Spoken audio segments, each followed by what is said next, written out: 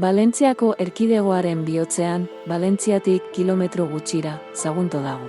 2000 urte baino gehiagoko historia duen hiria. Bere monumentuek iberiar, erromatar, bisigodo, arabiar eta kristauen aztarnak gordetzen dituzte. Gaur, bere aztarna emblematikoenak ikusiko ditugu.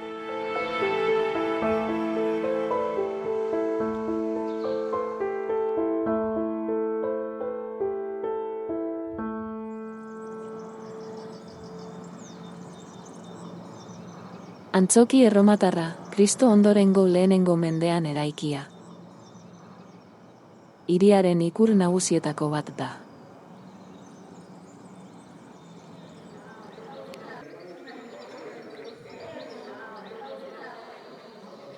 Malda baliatuz, 8.000 ikusle inguru hartzeko gai zen. 1896an monumentu nazional izendatu zuten. 20. mendeko zaharberritze eztabaidatsu baten ondoren, gaur egun oraindik kultur ekitaldietarako erabiltzen da.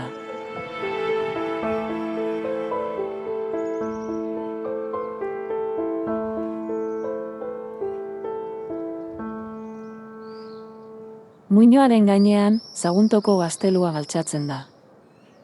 Kilometro bateko luzera duen gotorlekua.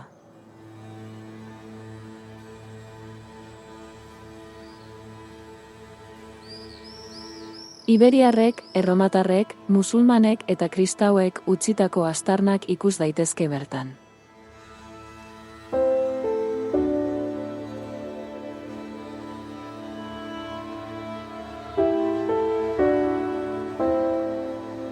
Bertatik, eskualde osoa ikus daiteke. Eta garbi nabarmentzen da, zergatik toki estrategikotzat hartu izan den.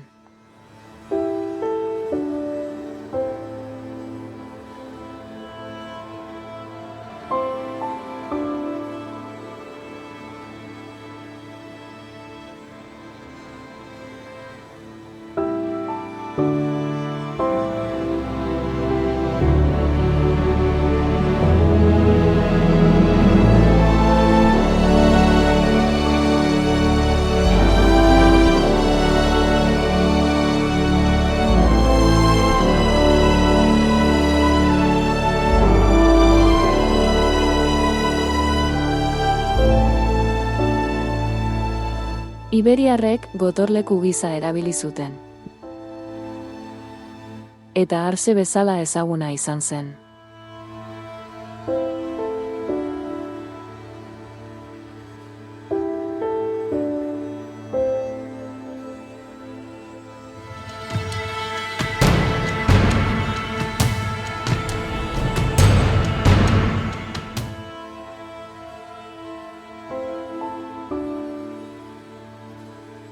Erromatarren etorrerarekin, garrantzi handiko gune militar eta administratibo bihurtu zen.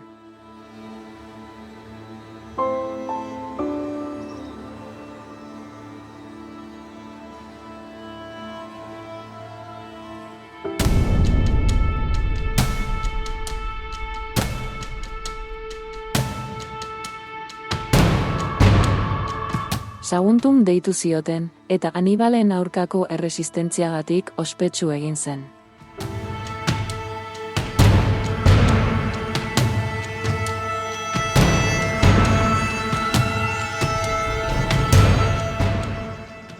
Bisigodoek eta bizantziarrek aldizka okupatu zuten. 8. mendean musulmanek hartu eta beren defentsak indartuz, mendeetan zehar mantendu zuten. Orduan, Murbiter edo Morbedre izena eman zioten, eta horrela mantendu zen mende askotan.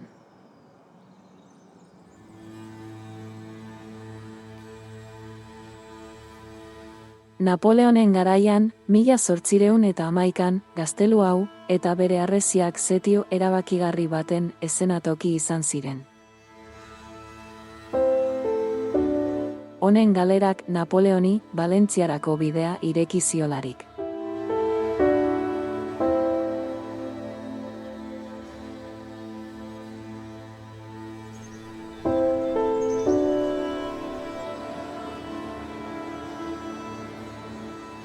Bere kale arriztatuetan, Erdi Aroko bizitzaren aztarnak bizi dira oraindik.